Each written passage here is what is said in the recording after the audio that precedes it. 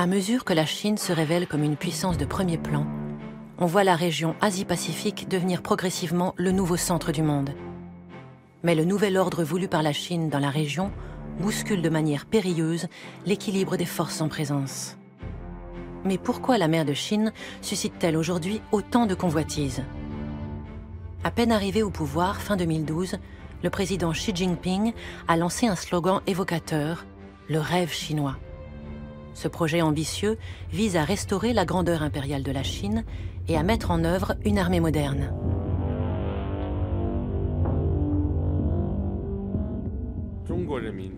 We Chinese are striving to achieve the Chinese dream, which is the great renewal of the Chinese nation. The Chinese dream is about enhancing the strength and the prosperity of the nation and the well-being of the Chinese people.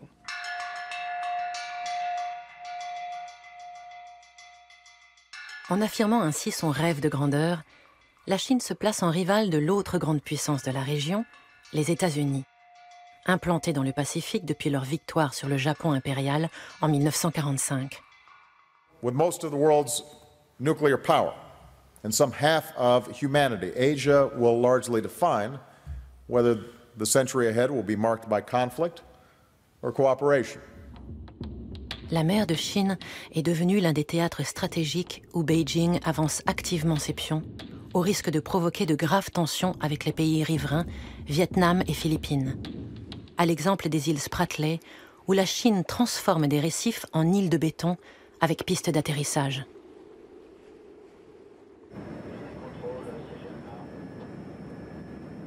Les Américains, quant à eux, se positionnent de manière inflexible sur le principe de la libre circulation. Ils considèrent que ces îles artificielles chinoises menacent la navigation internationale sur une route où transite la moitié du fret mondial. La stratégie du pivot vers l'Est, définie par Obama, vise à contrer l'influence croissante de la Chine. As we end today's wars, I have directed my national security team to make our presence and mission in the Asia-Pacific a top priority. As a result, reductions in U.S. defense spending will not, I repeat, will not come at the expense of the Asia-Pacific. Ainsi, les États-Unis recentrent leur position tactique sur l'Asie en renforçant leurs ententes, notamment avec le Japon, l'allié historique de Washington, qui vient de perdre sa place de deuxième puissance économique mondiale au profit de la Chine. Le Japon, qui redoute, tout comme les autres alliés des Américains, l'hégémonie de ce puissant voisin.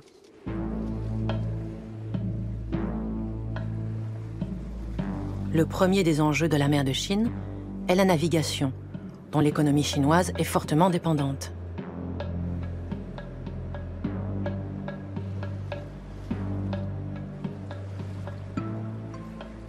C'est par là que passent les plus grandes routes commerciales. Pour la Chine, c'est indispensable.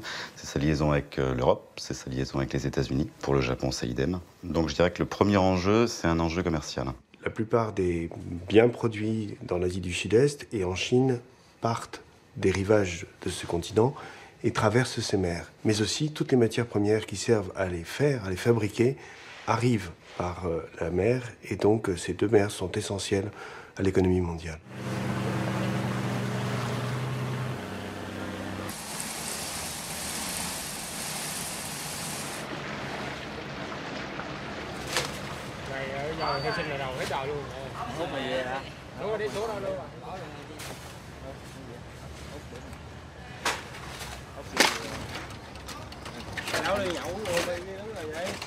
La Chine est maintenant le premier consommateur mondial de poissons, donc elle a besoin d'importer de façon massive, elle a besoin de pêcher de façon massive, et le premier pêcheur de la zone, c'est le Vietnam. Donc c'est quelque chose qui joue quand même pas mal en arrière-plan dans les tensions. Il y a un troisième enjeu qui est le pétrole. Il y en a dans la zone. C'est pour la Chine un enjeu important, pour le Japon de la même manière, puisqu'ils n'ont pas de ressources en propre, ou pas suffisamment en tout cas. Ils sont obligés d'importer l'essentiel de leurs hydrocarbures. C'est un enjeu pour le Vietnam aussi, puisque le Vietnam actuellement est autosuffisant entre guillemets en pétrole, mais ses ressources commencent à s'épuiser, donc il a besoin d'en retrouver de nouvelles. Mais il y a un quatrième enjeu dans la zone, c'est la rivalité militaire entre la Chine et les États-Unis. Les Américains maintiennent de nombreuses bases dans la région depuis leur victoire dans la guerre du Pacifique en 1945. Il y a deux grandes marines qui dominent la région, qui sont bien sûr la marine des États-Unis d'Amérique et la marine chinoise, tout simplement par leur importance. Leur importance stratégique pour la marine américaine. La marine américaine, vous le savez, elle est partagée entre deux océans, le Pacifique et l'Atlantique. Aujourd'hui, le président Obama a affirmé que c'était le Pacifique le théâtre le plus important et l'essentiel des moyens navals américains y sont concentrés. Les Chinois jouent dans leur cour, ils sont chez eux. Et ils ont fait un effort considérable pour augmenter le niveau de leur marine et la mener petit à petit au niveau de celui de leur puissance économique et leur puissance diplomatique. Leur puissance économique étant aujourd'hui une des premières au monde. Pour comprendre les rivalités contemporaines autour de la mer de Chine, il faut revenir à la Convention de Montego Bay. Depuis les années 50, sous l'égide des Nations Unies, les États ont cherché à établir un droit de la mer. Ce droit de la mer concerne surtout la navigation et l'exploitation des richesses. Il faudra attendre 1982 pour que l'ONU vote un texte satisfaisant pour la majorité des États. C'est la Constitution maritime des océans. Elle a apporté quelque chose de fondamentalement nouveau dans la définition des espaces maritimes. C'est-à-dire qu'on a les pays côtiers ont droit à une mer territoriale qui va jusqu'à 12 nautiques. Et la création fondamentale de cette convention, c'est la zone économique exclusive qui va jusqu'à 200 nautiques et qui donne des droits économiques et des devoirs environnementaux sur cette zone-là. Et puis même au-delà, on peut aller à ce qu'on appelle un plateau continental étendu. Donc ça fait en gros... un peu moins de 700 km, 600 et quelques kilomètres. Et dans une mer semi-fermée comme la mer de Chine du Sud, il est bien évident que la haute mer finit par disparaître, et à supposer que tous ceux qui revendiquent des plateaux continentaux étendus aient gain de cause, tout va se toucher. C'est à l'occasion d'une demande d'extension du plateau continental de la Malaisie et du Vietnam, en 2009, que la Chine a fait paraître pour la première fois au niveau international sa fameuse carte du tracé en 9 traits. La Chine annonce soudainement à l'ONU que 80% de la mer de Chine du Sud lui appartient. Elle joint à sa requête de 2009 une carte avec un tracé en 9 traits et explique qu'elle considère l'espace maritime ainsi délimité comme une mer historique de la Chine. Pour le gouvernement chinois, la ligne des 9 traits est un droit historique et doit être reconnu par le droit international. C'est valable pour tous les pays. Quand un grave différend surgit, l'essentiel est d'appliquer le principe d'un règlement pacifique en accord avec le droit international.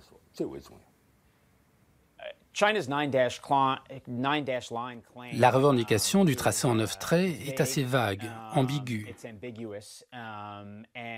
Et encore une fois, d'après nos connaissances, elle n'est pas en accord avec le droit international. Nous avons dit publiquement et de manière plus informelle à la Chine qu'elle devait clarifier sa position. Alors ce qui est assez habile, c'est que cette ligne dans 9 traits, vous imaginez 9 traits sur une mer complète, c'est comme si on délimitait les zones en Méditerranée en 9 traits, c'est terriblement imprécis et du coup c'est terriblement efficace. Parce que comme la limite n'est pas tracée, elle est négociable, mais en même temps vous pouvez jouer sur les frontières en permanence. Vous êtes chez vous, vous n'êtes pas chez vous, vous ne le savez pas, vous pouvez être de bonne foi, mais vous pouvez aussi être de mauvaise foi. Donc il y a un espace diplomatique, un espace d'influence considérable. La Chine, en s'appuyant sur le tracé en 9 traits, conteste aux pays riverains de la mer de Chine du Sud l'accès à leur zone de pêche nationale située à l'intérieur de la zone économique exclusive de ces pays.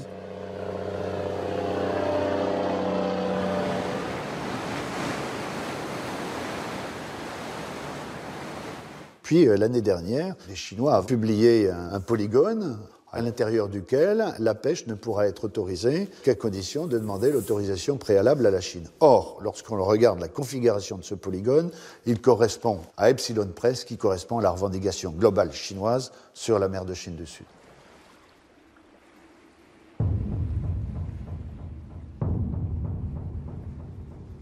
C'est à partir du grand port vietnamien de Da Nang que partent les campagnes de pêche pour les îles Paracel.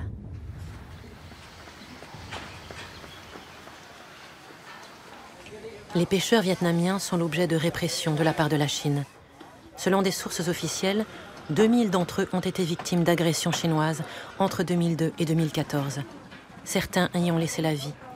D'autres ont été libérés contre rançon. On était poursuivis comme des voleurs. Ils nous ont poursuivis. Nous avons essayé de les semer. Avec mes bateaux, le 90-508 et le 90-152. C'est celui-là. Le 90-508 a pu s'échapper et faire demi-tour. Le navire chinois a percuté l'autre. Le 90-152, celui-là, il a chaviré et a été complètement renversé. Les Chinois nous ont brutalisés et ils ont rassemblé tout l'équipage à l'avant du bateau. Puis ils ont tout saccagé avec beaucoup de violence. Quand je pêche avec les autres pêcheurs, ils me racontent beaucoup d'histoires. C'est souvent le même procédé. Ils cassent tout, ils frappent les gens, ils les battent et les séquestrent. Une fois, ils ont déversé du pétrole dans la cale des poissons qu'on avait pêchés, pour qu'ils soient immangeables. Le risque élevé, c'est celui d'un conflit entre pêcheurs, puisqu'on se bat pour avoir accès à la ressource que représente le poisson ou les coquillages. Et c'est un conflit entre pêcheurs qui serait mal maîtrisé par les gardes-côtes des deux puissances tutélaires et qui ensuite dégénérerait et les marines viendraient à la rescousse. Ça, c'est aussi un risque d'escalade réel. Du point de vue de la Chine, le tracé en 9 traits délimite un territoire national. Et tout ce qui se trouve à l'intérieur est sous sa souveraineté. Or, dans cette zone, il y a 2 groupes d'îles. Les Paracels au nord et les Spratleys au sud. Les pays riverains de ces îles considèrent qu'elles leur appartiennent, car elles se situent à l'intérieur de leur ZEE ou sur leur plateau continental. Alors en réalité, à qui appartiennent ces îles ? Quand on regarde concrètement les choses, que ce soit les îles Spratly ou les Paracels, ce sont des îlots inhabités pour la plupart. Il y en a certains qui en plus sont recouverts à marée haute. Donc ce sont des poussières d'îles, des poussières d'îlots qui n'ont pas un enjeu fort, en tout cas au lendemain de la guerre. Ça n'est qu'après, justement, que ça va devenir important quand ces îles ou ces îlots vont donner droit à des ZEE.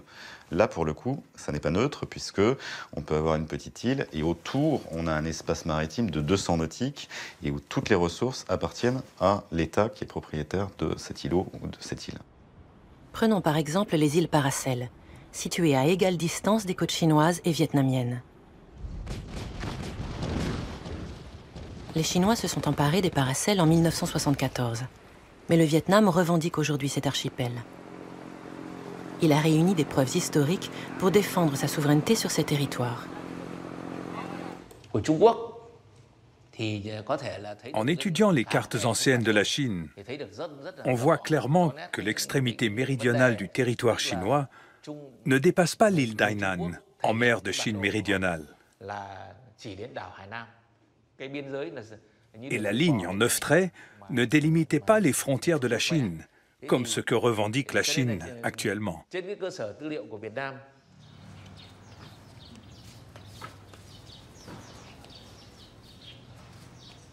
L'île de Lison, à proximité de Da Nang, sert d'avant-poste depuis le XVIIe siècle pour les campagnes de pêche vietnamiennes dans les îles Paracels.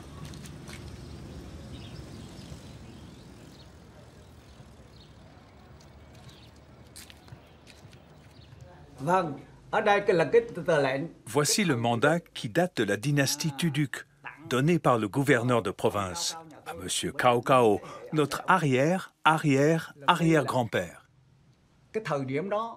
Ce mandat date d'il y a longtemps, mais il présente une valeur historique très importante. M. Cao Cao a conservé des documents qui prouvent l'exploitation des îles Paracels et Spratly. Il y a des traces historiques qui prouvent la relation entre les îles Paracels et le Vietnam. Ce sont des tablettes ancestrales, des tombeaux, des mandats et des actes de vente immobiliers signés par différentes personnes. En plus, notre village, particulièrement les familles anciennes, organise tous les ans des fêtes traditionnelles, surtout au mois de février, pour la cérémonie Kaolé, qui rend hommage aux soldats des îles Paracels.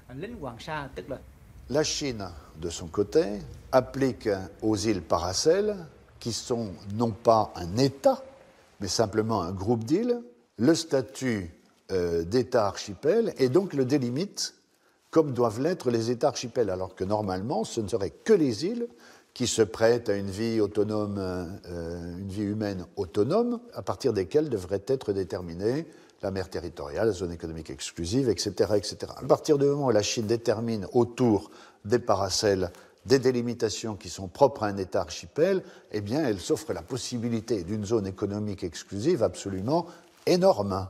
D'un point de vue historique, la Chine est présente en mer de Chine depuis 1000 ans, voire 2000 ans. C'est un fait historique.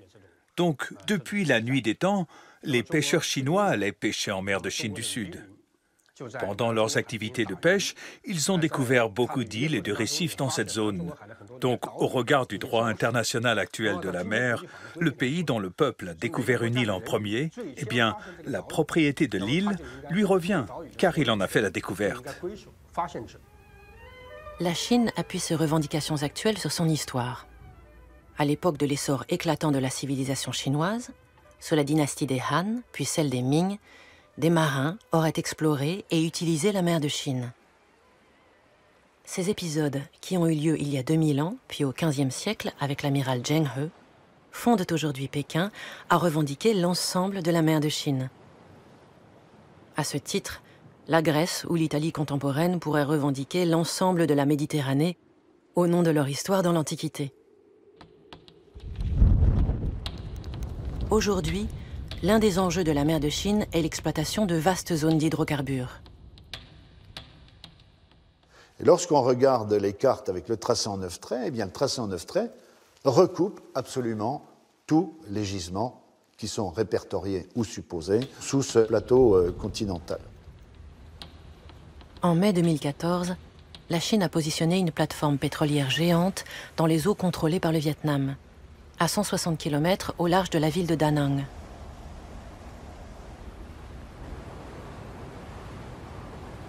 Une soixantaine de gardes-côtes chinois a rendu impossible l'accès des Vietnamiens à cette zone, où ils avaient pourtant l'habitude de pêcher.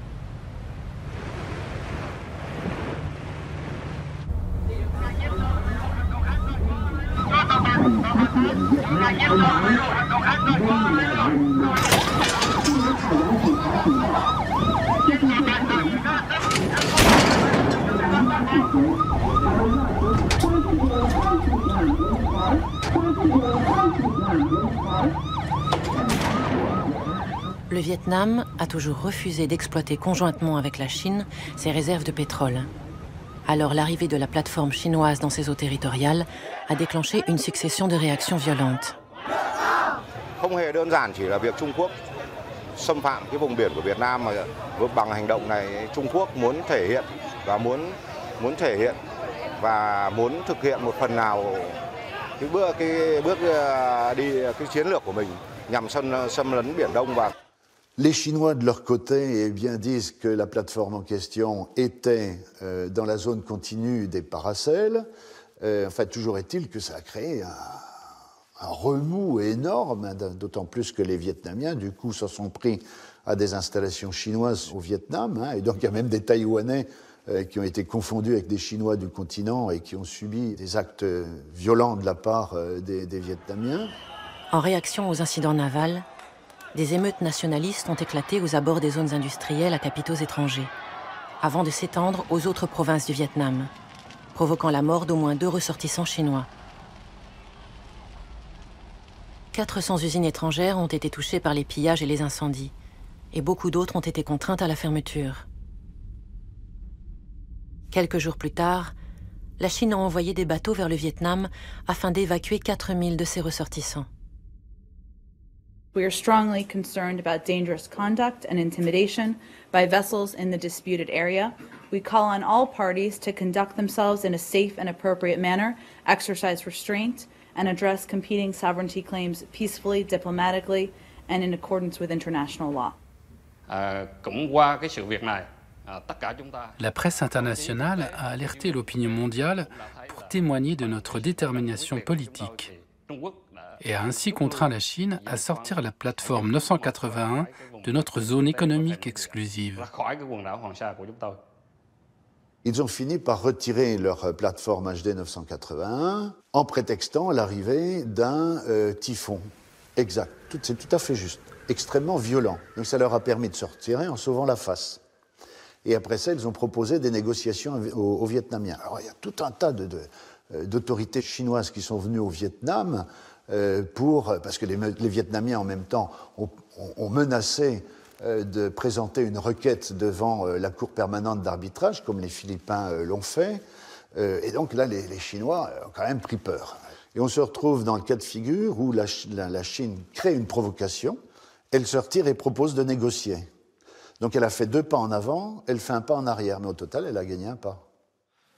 Même s'il existe des problèmes en mer de Chine du Sud entre la Chine et le Vietnam, cela n'a pas porté atteinte à la coopération économique et aux relations amicales.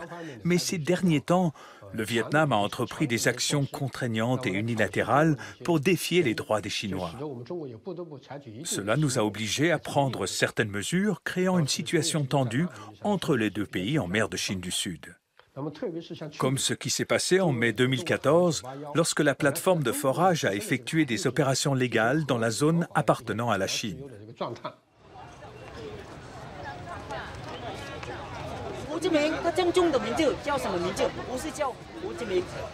Au début, le gouvernement vietnamien a laissé faire les manifestations anti-chinoises.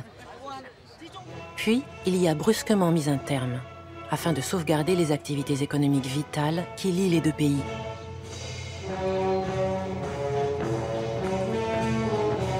Dans le passé, la Chine a aidé le Vietnam au cours de sa lutte pour l'indépendance contre la France, puis contre les États-Unis. Elle lui a fourni armes, conseillers et bases arrières de repli.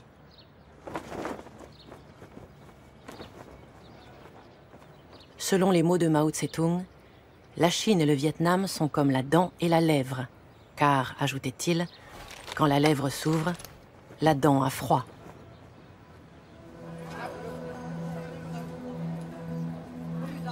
Le volume des échanges entre le Vietnam et la Chine a plus que triplé au cours des dernières années. Si bien que la Chine est aujourd'hui le premier partenaire commercial du Vietnam devant le Japon et les États-Unis.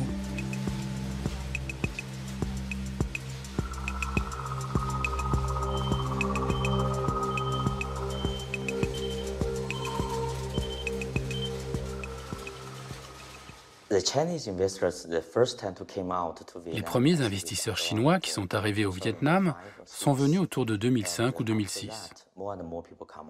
Et après cela, de plus en plus d'investisseurs sont arrivés. En raison de l'augmentation des coûts en Chine, de la question de l'environnement, ils ont choisi de délocaliser. En fait, je pense qu'aujourd'hui, le Vietnam est certainement l'endroit le plus avantageux pour les investisseurs étrangers.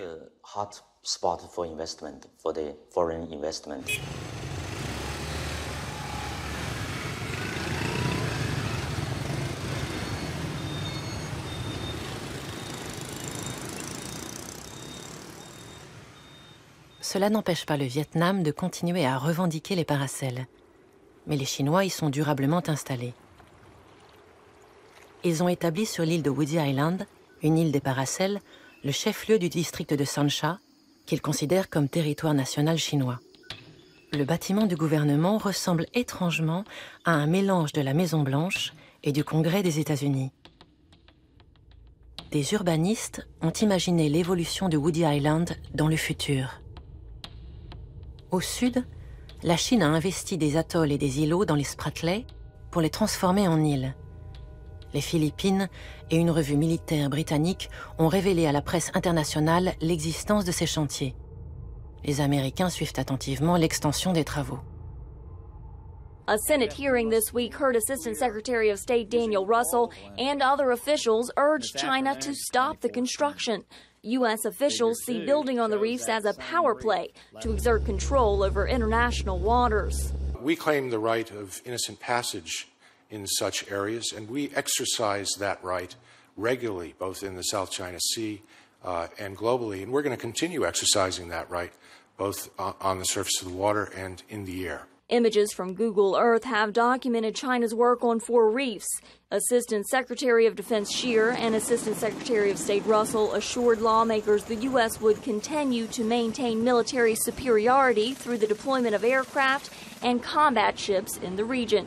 Les Chinois, mais pas uniquement eux, sont tous lancés dans une espèce de course effrénée pour transformer ces îlots en îles. C'est-à-dire qu'on fait des constructions sur pilotis. On a des véritables constructions en dur, en ciment, de base. On les habite en permanence. Tout ça pour arriver à une qualification juridique d'île et donc obtenir la ZEE qui va avec. En dehors de la Chine, d'autres pays comme la Malaisie, le Vietnam, les Philippines, le Brunei et Taïwan revendiquent leur souveraineté sur des îles et des îlots qu'ils occupent déjà dans les Spratleys. L'exemple du récif de Mischief, situé au large des côtes philippines, est instructif. Dans les années 90, la Chine a construit des structures sur pilotis en prétendant que c'étaient des abris pour pêcheurs. Les Philippins ont protesté, car l'atoll se trouve dans leur ZEE, mais en vain. Par la suite, la Chine a transformé les abris en installations militaires. And it is obvious from their structures that they start with these octagonal structures and then they move forward. And then you have concrete bunkers, concrete headquarters, piers. So in the end, it is the best description is a creeping invasion. Face à cette stratégie chinoise d'occupation, les Philippines ont présenté une requête à la Cour d'arbitrage de La Haye. Nous avons demandé au tribunal d'arbitrage de nous dire quel est exactement notre droit maritime. Est-ce que cette ligne en 9 traits est conforme à la loi internationale? Nous demandons cela. Nous avons essayé d'avoir avec eux un dialogue bilatéral. Mais la Chine soutient que leur souveraineté sur cette zone est indiscutable. Et la question est intéressante puisqu'en fait, évidemment, pour qu'il y ait arbitrage, il faut être deux. Donc ils n'ont pas posé la question de à qui appartiennent cette île ou cet îlot. Ils ont simplement posé la question de savoir si c'était une île ou un îlot. Si c'est une île, comme le revendiquent les Chinois, on a droit à une ZEE et ce sera plus compliqué. Si c'est un îlot, comme le soutiennent les Philippines, pour le coup, il n'y a pas de ZEE et elle est totalement intégrée dans la ZEE philippine. Donc là, la Cour d'arbitrage, pour l'instant, ne s'est pas prononcée sur la question, mais ça va être quelque chose qui, juridiquement, sera intéressant, quand ils en viendront à ça, en tout cas. Les Philippines ont introduit une procédure à la Cour permanente d'arbitrage. Mais il y a un problème dans le cadre de la Convention de l'ONU sur le droit de la mer. Le tribunal souligne qu'il ne s'occupe que de la gestion et des litiges des océans, mais il n'a pas de droit sur les affaires concernant le continent et le territoire. Donc, le tribunal international du droit de la mer n'est pas compétent pour décider à qui appartiennent ces îles, ni qui a la souveraineté sur ces territoires. Nous avons présenté une lettre avec nos observations au tribunal international du droit de la mer qui dit que nous ne reconnaissons pas la compétence du tribunal. Mais ça suppose que ces pays soient prêts à accepter de perdre une partie, parce que de toute façon, on n'obtient jamais gain de cause à 100%. Et ça suppose donc qu'il y ait un accord au départ sur la volonté de trancher ce différend par voie juridique. Et actuellement, dans la zone, on n'en est pas là du tout. Donc le droit viendra peut-être plus tard. Peut-être que dans 50 ans ou 60 ans, il y aura des relations apaisées dans la zone. Politiquement, on sera arrivé à des relations plus stables. Mais pour l'instant, on n'en est pas là. Nous continuerons à user de la voie diplomatique. La diplomatie restera le meilleur mode d'action, quelle que soit la décision que prendra le tribunal arbitral.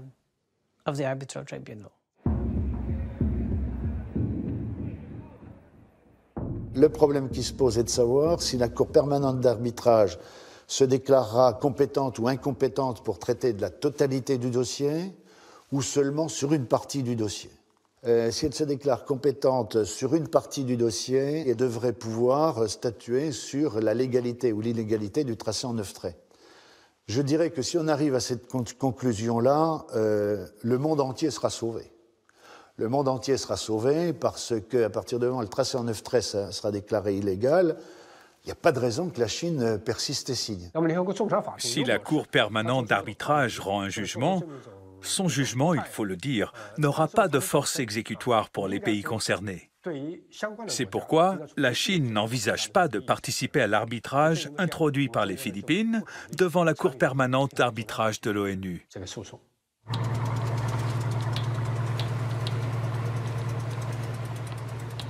Dans la mer de Chine de l'Est, au nord de Taïwan, la Chine entretient un autre conflit, cette fois-ci avec le Japon.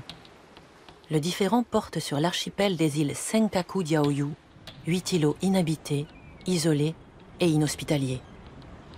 Le Japon administre ces îles depuis plus d'un siècle. Inquiet de la montée en puissance de la Chine, il nationalise soudainement 3 d'entre elles en 2012. Mais la Chine revendique aussi la souveraineté sur cet archipel. Et le changement de statut voulu par Tokyo provoque une forte réaction à Beijing.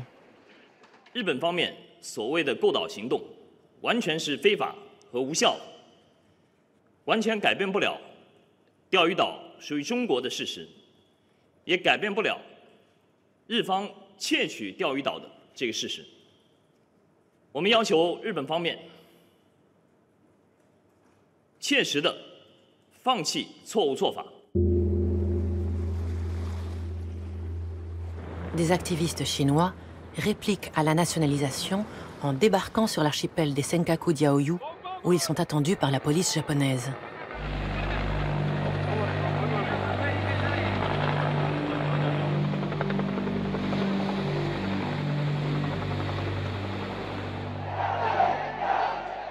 En Chine, la nationalisation des îles Senkaku-Diaoyu par le Japon a provoqué une forte réaction populaire.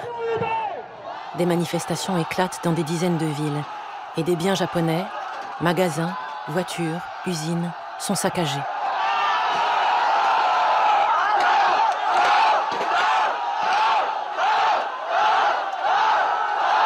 Sur les Senkaku, on a un conflit donc issu de la Seconde Guerre mondiale où le Japon est resté maître des Senkaku. La Chine revendique ces îles. On a aussi les suites de 1945 qui ne sont pas solutionnées encore, puisqu'on a encore des conflits entre des conflits de mémoire, des conflits symboliques aussi, mais qui ne sont pas neutres, entre le Japon et la Corée, les deux Corées d'ailleurs, de ce point de vue-là, le Japon et la Chine. Donc les conflits sont encore sous-jacents, il n'y a pas eu d'Union européenne finalement. Il y a des nationalismes qui sont encore très forts, parce qu'en Europe on a oublié depuis un petit moment. Et donc pour avoir une discussion, les dirigeants doivent tenir compte de leurs opinions publiques et ça rend les choses un petit peu compliquées. En 2012, Shinzo Abe accède pour la 2e fois au poste de Premier ministre. Il appartient à un courant ultra-conservateur, partisan d'une ligne dure avec la Chine.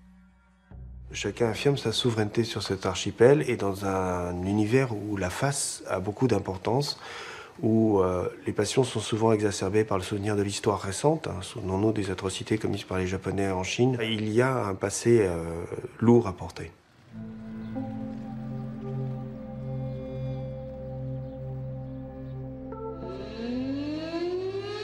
Le sentiment anti-japonais est aujourd'hui largement répandu en Chine.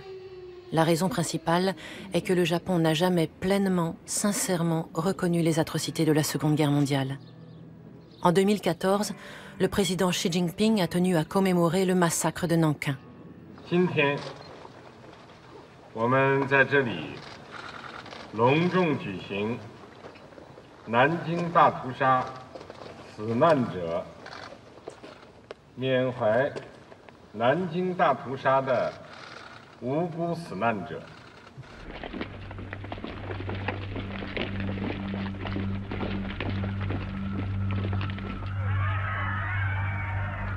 Après avoir conquis Shanghai, les soldats nippons arrivent à Nankin. Le 9 décembre, le général chinois qui défendait la ville s'enfuit avec son état-major, laissant 100 000 soldats face à une puissante armée japonaise. Pendant les 6 semaines qui suivent, des dizaines de milliers de civils et de soldats désarmés sont assassinés. Des dizaines de milliers de femmes sont violées par les soldats japonais. L'ampleur des crimes japonais en Chine pendant la Seconde Guerre mondiale alimente le conflit mémoriel entre les deux pays. un comité d'historiens a été créé pour rapprocher les deux points de vue. En fait, c'est un chiffre cité par le tribunal des crimes de guerre de Nankin. Ce chiffre n'a pas fait l'objet de démonstrations sérieuses par les chercheurs. Nous ne disposons pas de moyens qui nous permettraient de le prouver. Donc, sous l'angle académique, on peut employer le chiffre de 300 000, mais on peut aussi utiliser le chiffre de 200 000, défini par le tribunal militaire de Tokyo. On pourrait même rectifier ces deux chiffres après des recherches spécifiques. Mais il y a un point fondamental. Il faut reconnaître les dommages de la guerre et le massacre de Nankin lui-même.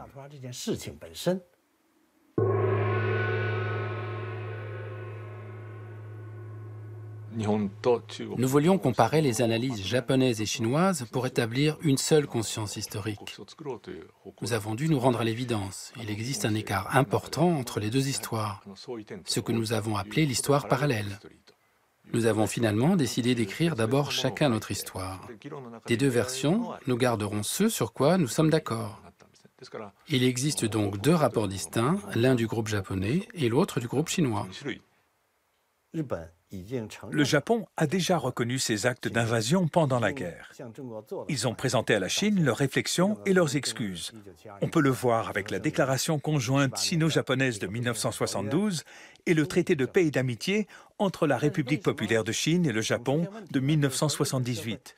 Cela prouve cet état des choses. Mais alors pourquoi y a-t-il toujours des problèmes ?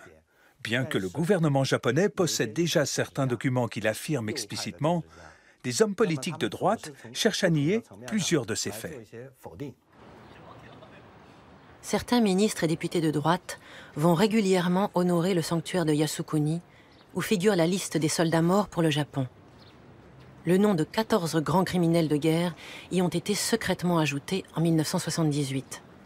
Ces visites sont donc invariablement interprétées en Chine comme une volonté de réhabilitation du passé militariste nippon.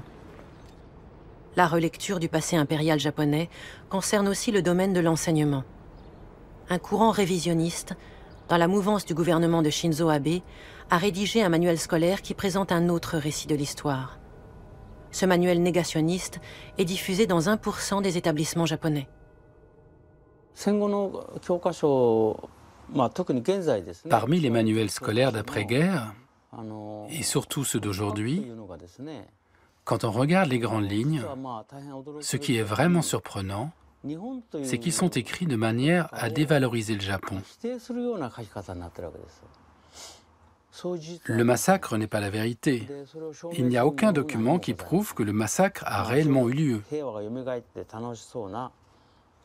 Ces documents expriment le retour de la paix et de la vie joyeuse. Il y a beaucoup de photos comme celle-ci.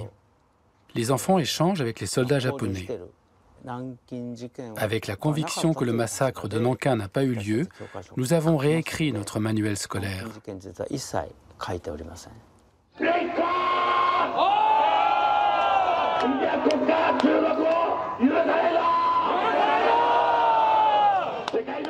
Au Japon, la population a été très choquée par la brutalité exprimée à son encontre lors de ces émeutes en Chine.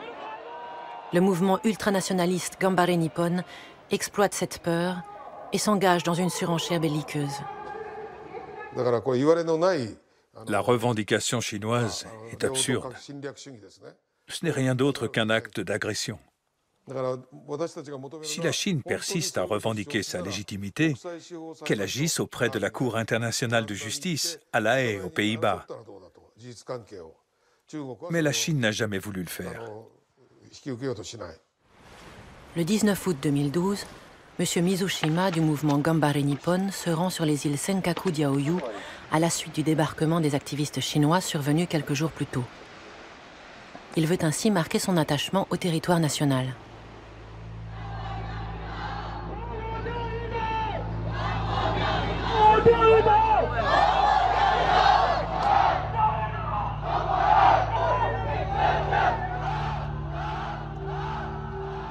Cette crise autour des îles Senkaku-Diaoyu ne risque-t-elle pas de contrarier les relations économiques entre la Chine et le Japon ?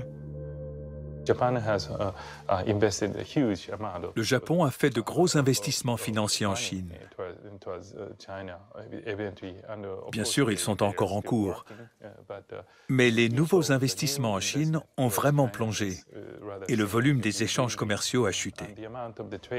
De 2013 à 2014, le volume a chuté environ de 40%, et c'est vraiment une baisse drastique des investissements.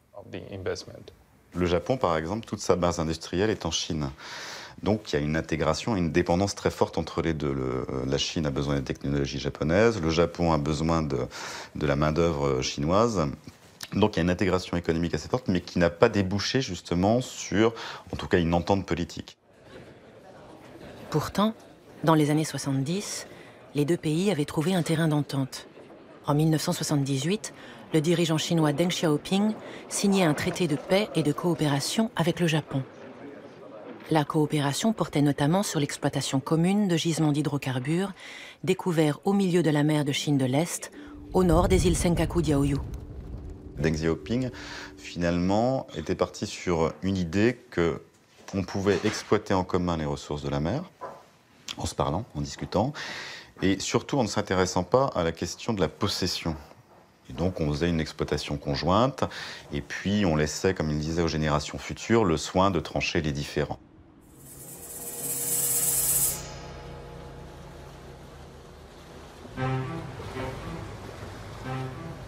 En nationalisant les îles Senkaku-Diaoyu, les Japonais ont, du point de vue de Beijing, brisé le statu quo qui existait entre les deux pays depuis les années 70.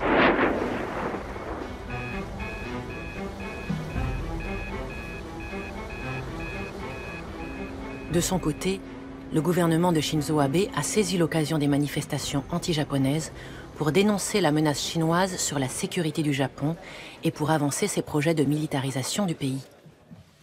内閣総理大臣である私はいかなる事態にあっても国民の命を守る責任があるはずです。そして人々の幸せを願って作られた日本国憲法がこうした事態にあって国民の命を守る責任を放棄せよと言っているとは私にはどうしても Shinzo Abe considère que l'article 9 de la Constitution japonaise de 1947, d'inspiration pacifiste, empêche le pays de se défendre correctement. Il a donc fait voter en 2015 une loi permettant des opérations militaires à l'étranger. Les Américains ont salué cette initiative qui peut s'avérer utile dans le cadre de leur alliance avec le Japon.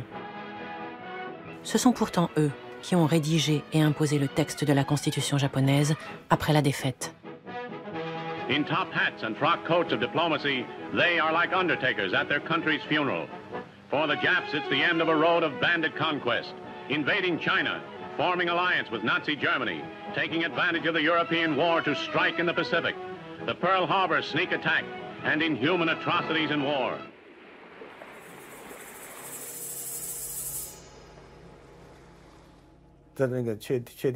Lors de la rédaction de la Constitution pacifiste, il y avait la pression extérieure des Américains ou des Alliés pour limiter les forces militaires japonaises, parce que le Japon avait provoqué la guerre.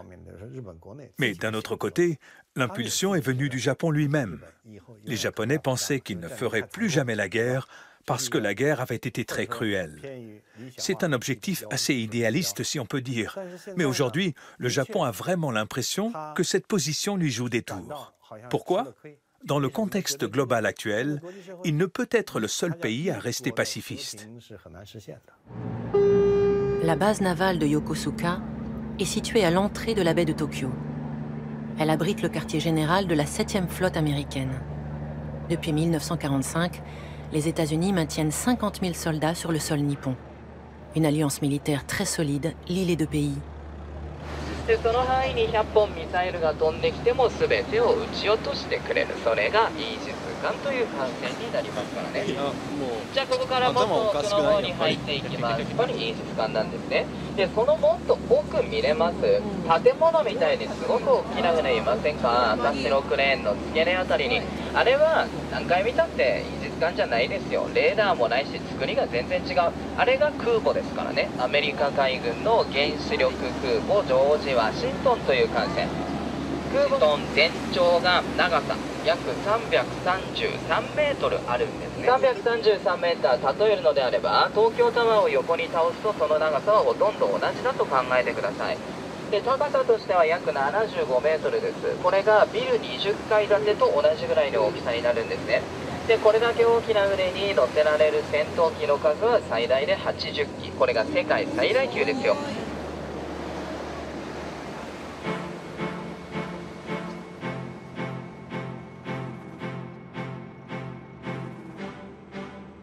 Okinawa se trouve à 1500 km de Tokyo et à 700 km des côtes chinoises. Cette île japonaise est la pièce centrale du dispositif militaire américain dans cette partie du monde. La majorité des soldats américains au Japon y est stationnée. Les nombreuses bases et les champs d'exercice accaparent 20% du territoire de l'île.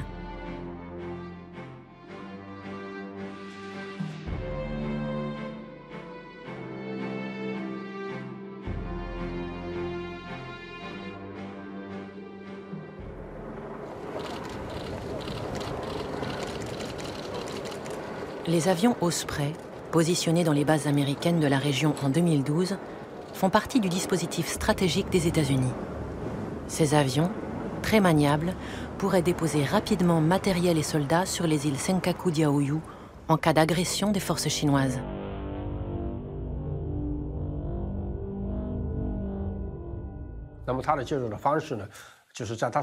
Les interventions américaines s'effectuent dans un vaste cadre appelé le rééquilibrage stratégique. Ils ont donc orienté leur pivot stratégique vers l'Asie. Mais en fait, ce pivot a une visée spéciale. En réalité, c'est la Chine qui est visée. La Chine est leur cible principale. Pour les États-Unis, c'est une manière de maintenir sa prétendue place hégémonique et sa position dominante dans la zone Asie-Pacifique. Ils visent la Chine et mènent des actions qui créent beaucoup de problèmes et de pression sur la Chine. Nous, les États-Unis, nous ne prenons pas position sur la souveraineté de ces territoires. C'est aux parties impliquées de trouver une solution et de résoudre le problème.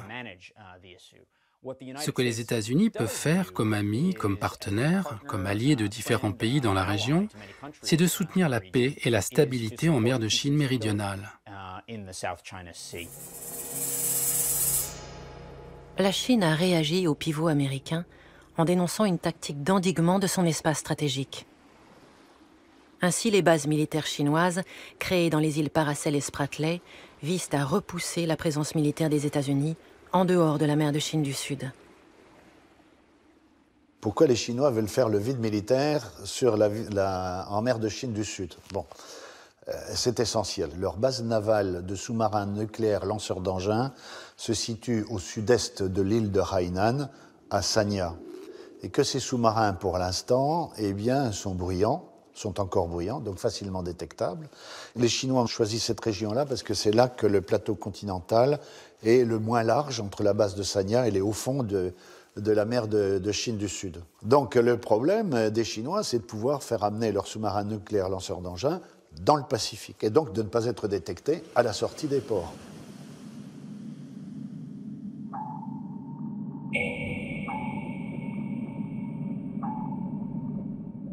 La Chine est en train de se doter d'une force de dissuasion nucléaire maritime avec des sous-marins nucléaires lanceurs d'engins. Elle a réussi le premier tir de missile en courant de l'année dernière. Donc on en est encore aux prémices, mais l'effort est là et la construction se poursuit. Le problème pour ces sous-marins, c'est qu'il faut qu'ils aient accès aux eaux profondes du Pacifique pour pouvoir se rapprocher des États-Unis et menacer les États-Unis depuis une vaste zone, rendant leurs tirs de plus en plus efficaces. La Chine a tout à fait le droit d'organiser sa défense, mais elle n'a pas le droit de prendre en otage une mer internationale parce qu'elle a des problèmes avec ses sous-marins.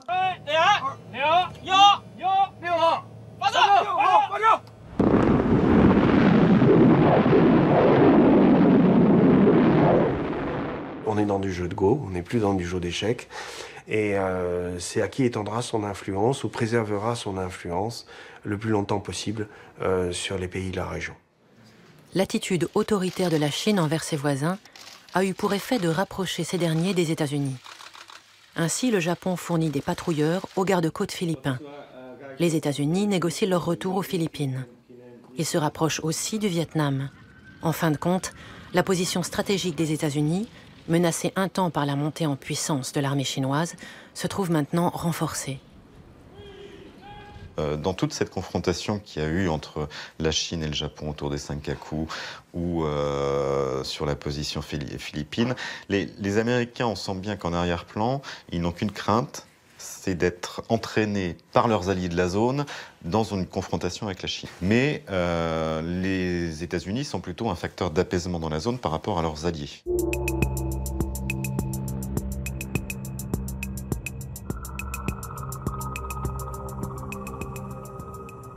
Les Américains n'ont pas envie d'une guerre avec la Chine, pas plus que les Chinois d'ailleurs, parce que le risque qui se présente, ça serait la destruction mutuelle assurée. Donc on retombe dans un contexte de guerre froide, et il est bien évident que pour l'instant, les États-Unis n'ont pas envie de perdre leur suprématie mondiale, et les Chinois n'ont pas envie de perdre la possibilité de prendre la suprématie mondiale. Aujourd'hui, malgré l'effort soutenu pour développer sa puissance militaire, la Chine est encore loin du niveau de l'armée américaine. Mais les stratèges chinois se projettent à long terme. Leurs objectifs pour rattraper les États-Unis se situent à 30, 40 ou 50 ans.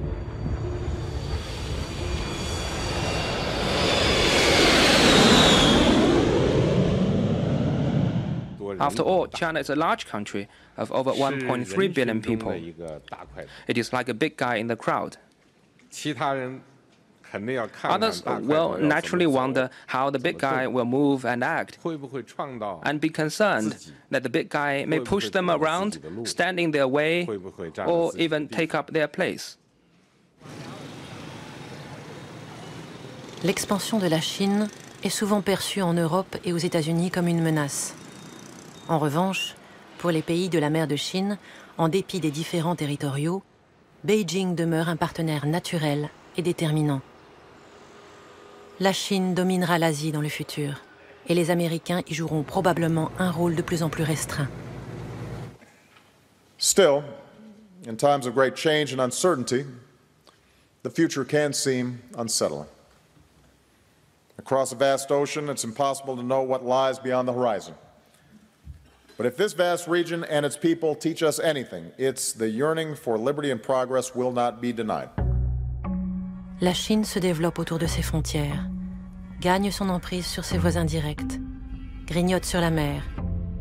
La géographie reprend ses droits. La Chine se sent chez elle en mer de Chine, alors que les États-Unis en sont séparés par le plus grand océan du monde. Mais nul ne sait qui de ces deux puissances occupera la première place dans l'avenir.